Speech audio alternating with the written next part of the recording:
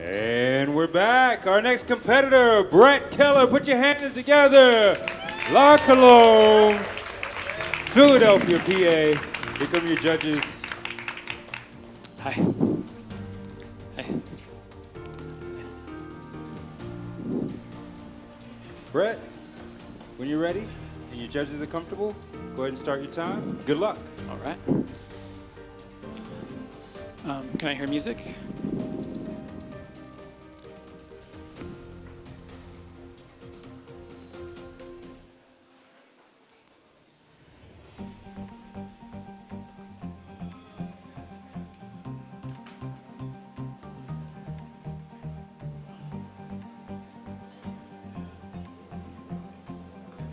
Let's get a little lower.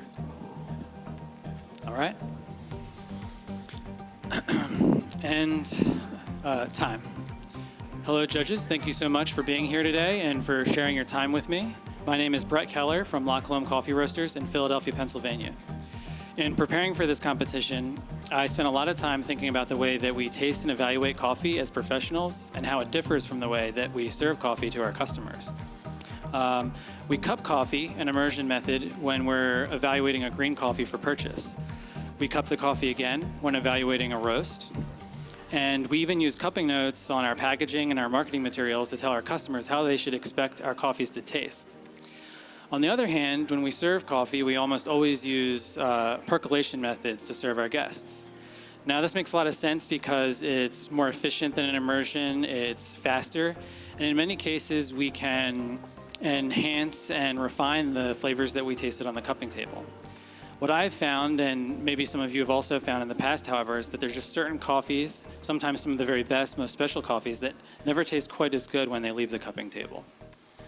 One possible solution to this is to use an immersion brew method like a French press and try to mimic the qualities of a cupping.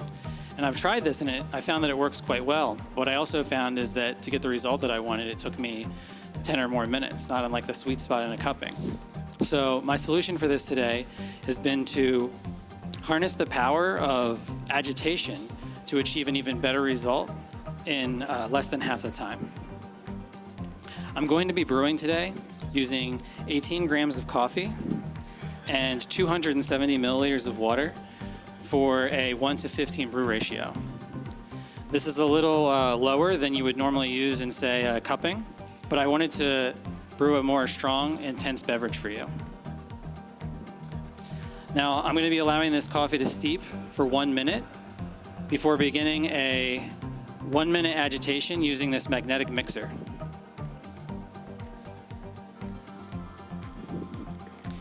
And that 1 minute initial steep I found was very important to ensure that the coffee was primed for extraction. After this initial minute, the second minute of agitation, I'm going to allow 1 more minute of steep time for a total of 3 minutes. And the extraction is mostly complete at this point, but this minute is important to allow coffee particulate to settle before filtration. Now, agitation is often considered a dirty word in the world of manual brewing, and the reasons for this, I think, are that it can be difficult to do consistently, and it can introduce unevenness of extraction if done improperly. My method of agitation addresses this issue because the mechanical nature of the mixer helps with consistency, and the vortex created by the mixer evenly distributes particulate throughout the entire slurry. So this actually leads to even more evenness of extraction. Unlike using something like a stirring stick, which could interact with some coffee particles differently than others. Another interesting factor here is all the surface area that's created while the coffee is stirring. When we introduce water to coffee, oxidation is a natural thing that happens. We don't really think about it because there's not much way that we can typically affect it. It only happens at the surface of the slurry. In this case, I'm actually making that natural part of the brew process happen more evenly as well.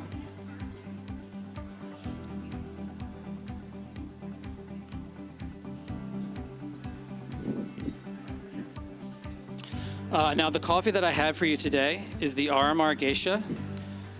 from La Aurora in Piedra Candela, Panama.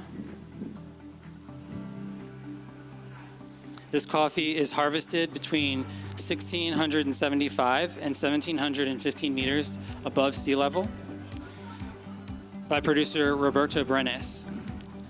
And part of the reason I chose this coffee for you today is that this is a coffee that La Colombe has been purchasing for years, and I wanted to bring you something that was a perennial part of our menu. And in fact, this coffee is from a regular production roast. So customers of ours that ordered coffee this week will be receiving the same coffee that you're going to be having today. The other reason that I chose this coffee is simply because of how delicious it is. No matter how you brew this coffee, it has intense notes of floral and citrus. In preparing my brew water for this coffee, I kept those notes in mind, and I cupped this coffee with various waters from our cafes in Philadelphia, with third wave water, and with water that I had formulated at home. Ultimately, I enjoyed the water that I made at home the most, and I dialed in my water recipe even further by playing with different total hardnesses. I ended up with a relatively soft water at 80 parts per million. When you taste this coffee, in the aroma, you're going to smell lemon, you're going to smell orange and blackberry jam, as well as caramel and jasmine. In the flavor of this coffee, you're going to taste lemon zest, navel orange,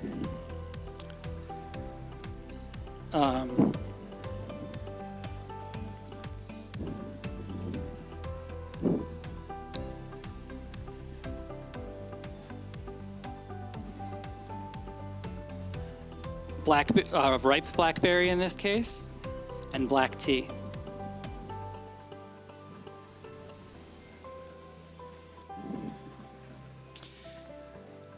In the aftertaste of this coffee, when hot, you're going to taste lemon, blackberry, and orange. And as it cools, you'll taste orange, nougat, black tea, and jasmine. The acidity of this coffee is very juicy. And when hot, you'll taste orange and blackberry at a medium intensity. And as the coffee cools, you'll have a medium-high intensity of lemon, blackberry, and orange. The body of this coffee, when hot, will have a medium intensity that's very silky. And as it cools, it'll have a medium and high intensity that's more creamy. You'll notice that I have selected a metal filter. I also tested this coffee with paper filters, and it's very easy to swap out the filter medium with this brew method. I ultimately chose the metal filter because of the way it highlighted the body, and also because I think it changed the perceived balance of sweetness and acidity. I'm going to ask you to evaluate this coffee, mostly using your cupping spoons. However, once the coffee has shifted from hot to warm, I'd like you to take a gentle single sip from your cup. And I think you're going to notice a little bit of shift in the balance of the coffee, and you're also going to be better able to experience that creamy, velvety mouthfeel. Now, geisha coffees have been very popular in competition, and a couple of the reasons I think this one is special are the farm where it grows. La Aurora is located on a mountainside near the water. We kind of expect high elevation coffees to be more vibrant, more exciting. And the reason for this is that when the sun goes down at elevation, the temperature shifts much more dramatically, and the plant is sort of jump-started from its daytime job of storing energy to pumping nutrients into the cherries.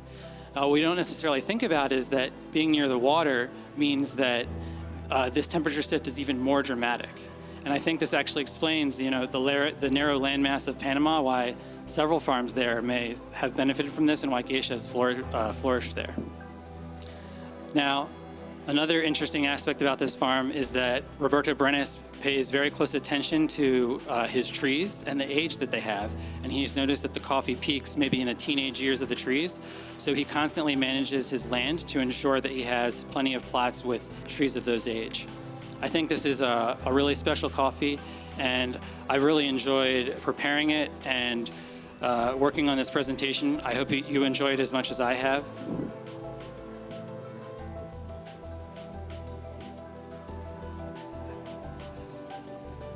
Please enjoy, and that's my time. Brett Keller, y'all. La Colombe, Philadelphia, PA. Come on over here, man. Brett.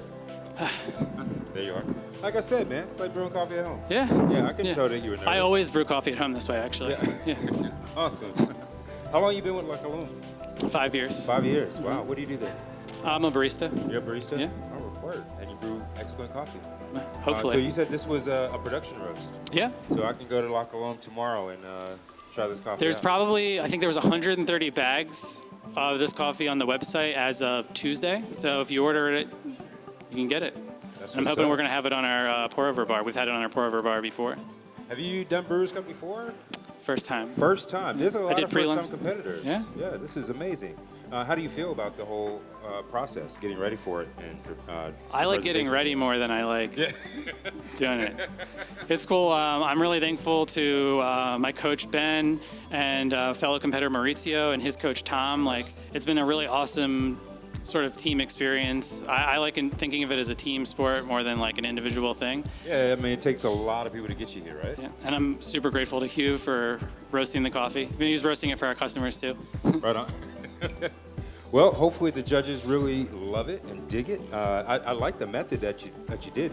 Tell me more about this magnetic stir. So this is like a lab stir. There's a magnet in the bottom of these carafes. I was very nervous throughout this presentation because every now and then the magnet didn't want to grab the middle. So that's why you this. kind of eased it in there to make sure. Exactly, make and sure I was it grabbed super it. careful the entire time that I was setting everything up. So you had it underneath the grounds. You had the grounds already in there, and then you added the water and just kind of slid it in there. Yep. And that agitated the Pulls, coffee. yeah, pulls this magnetic rod to the center, and then that stirs and creates that whirlpool in the coffee. Wow, and that's the perfect amount of agitation. You said 1 minute.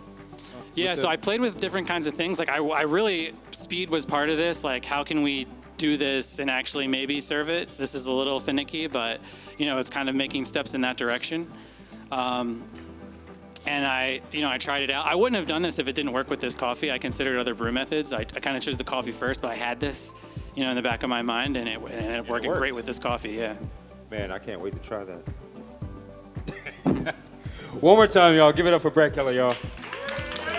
La Colombe, Philadelphia, PA. Good job. Thank you so much. Our next competitor.